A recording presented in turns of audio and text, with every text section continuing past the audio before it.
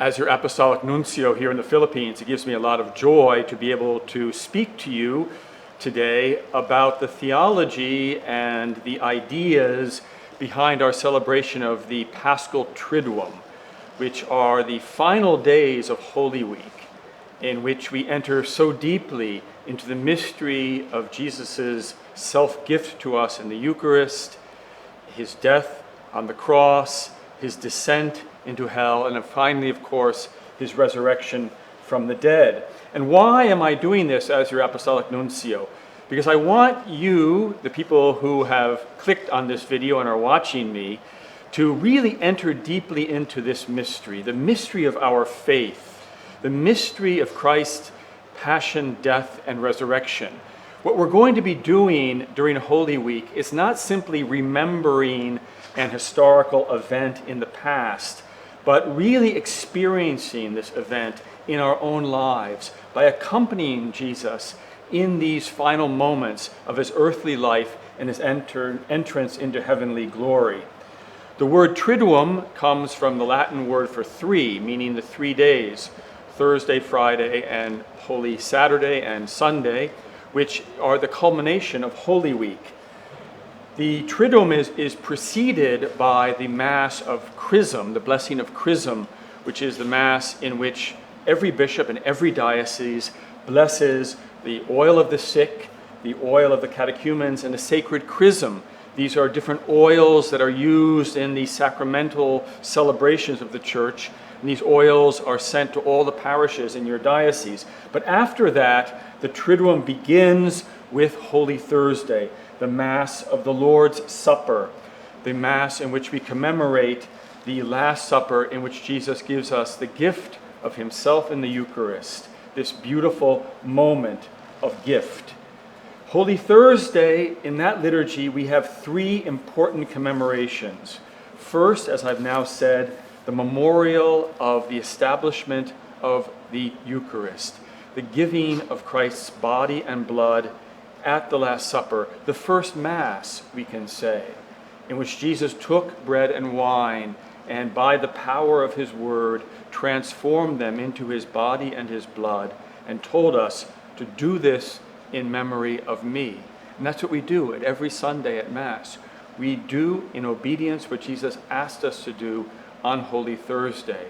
So the first point of Holy Thursday is the gift of the Eucharist, the gift of Jesus' body and blood under the sacramental signs, under the appearance of bread and wine. Secondly, the Mass of Holy Thursday is the birthday of the priesthood, the moment in which the priesthood begins with the 12 apostles who are there with Jesus at that moment.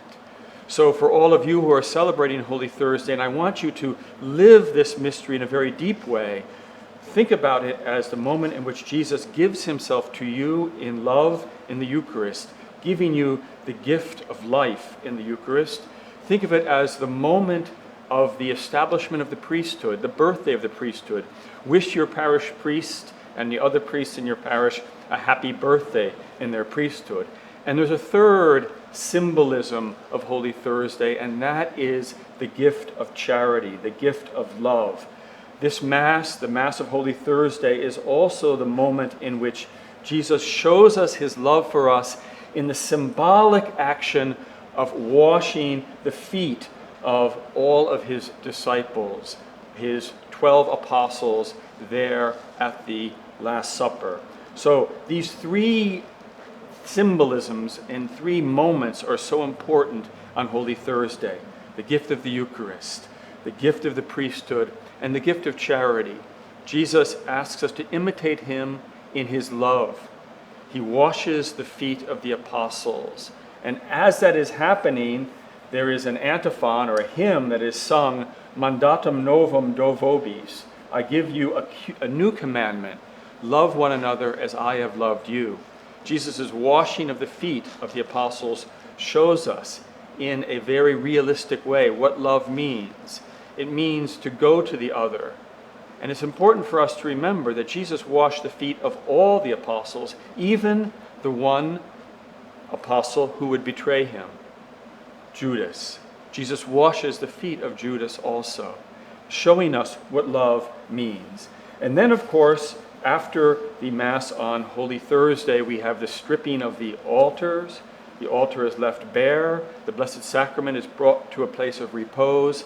And we have that beautiful tradition of visiting churches, the Visita Iglesia here in the Philippines, in which we go from church to church to be with Jesus on that Holy Thursday night, to be with him in the Garden of Gethsemane, not only to remember the past, but to be with him in the present, to pray, perhaps in 7 churches, a beautiful tradition in the Philippines, to try to visit 7 churches on the night of Holy Thursday, to adore Jesus in the Blessed Sacrament.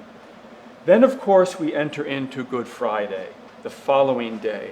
And it's interesting to note, my friends, that Holy Mass is celebrated on Holy Thursday, the memorial of the Last Supper, but it's not celebrated on Friday or Saturday of the Triduum. On Friday, we will receive Holy Communion on Good Friday, but what we're receiving is only Holy Communion which has been consecrated the day before on Thursday. The Mass itself is not celebrated. We receive Holy Communion in the liturgy on Good Friday, but it's not a Mass. It's only the reception of Holy Communion. And what happens on Good Friday? We, of course, experience the liturgy of the Word. We read the Passion of Jesus' death on the cross. And I encourage you to read that beforehand, if you can, online. Go to a website that has the readings for Mass and read the Passion that we will read at Mass on Good Friday, so that you can really experience it very, very deeply on that day. And then, of course, we have the adoration of the cross on Good Friday, in which each of us will kiss the cross or genuflect in front of the cross to show our closeness to Jesus, to be, in a certain sense, symbolically with Jesus in his death on the cross. And finally, as I've already said, we receive Holy Communion on Good Friday. Then Holy Saturday comes, which is a very interesting day. It's kind of a day without liturgy until the evening when we celebrate the Easter Vigil on the night of Holy Saturday. But during Saturday, there's really no liturgy going on. The Church waits at the tomb of Jesus in prayer and fasting.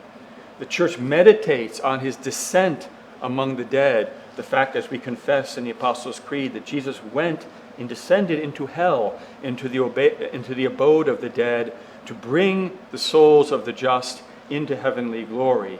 There are beautiful icons in the Eastern churches of Jesus rescuing Adam and Eve from their place in the underworld, which is what we celebrate in the silence of Holy Saturday. But that silence is broken in the evening with the joyful celebration of the Easter Vigil, which is the culmination of the entire church year. And if you've clicked on this video and you're watching me to this point, let me ask you, please try to go to the Easter Vigil this year.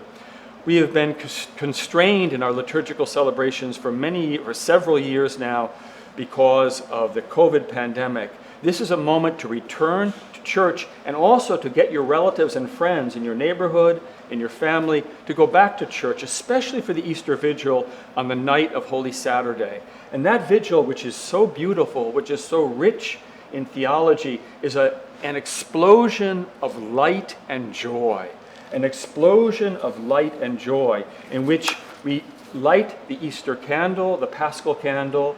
We process in the darkness, following the candle, which is a symbol of the light that is Christ. The candle symbolizes Jesus. We follow Jesus. We light our candles and spread that light among us. We give that light to one another when we pass the light of Christ from one to another symbolically in the church on the Easter Vigil. And then, of course, we hear the beautiful Easter proclamation, the Exultet. We have baptisms. And we have, for the first time, the celebration of the Mass, the actual Mass, which we haven't celebrated since Holy Thursday. So all of these days are so important for us as Catholics. And as I've said already once, because of these years lost to the COVID pandemic in which all of us were enclosed in our houses during the Easter Triduum, I encourage you who are watching me today, but also asking you to be an apostle to your friends and neighbors and your family members. Bring them back to church for the Triduum, especially for the Easter Vigil. So my dear friends who have watched this video, I, as your Apostolic Nuncio, wish you a very blessed and happy Easter. May God bless you.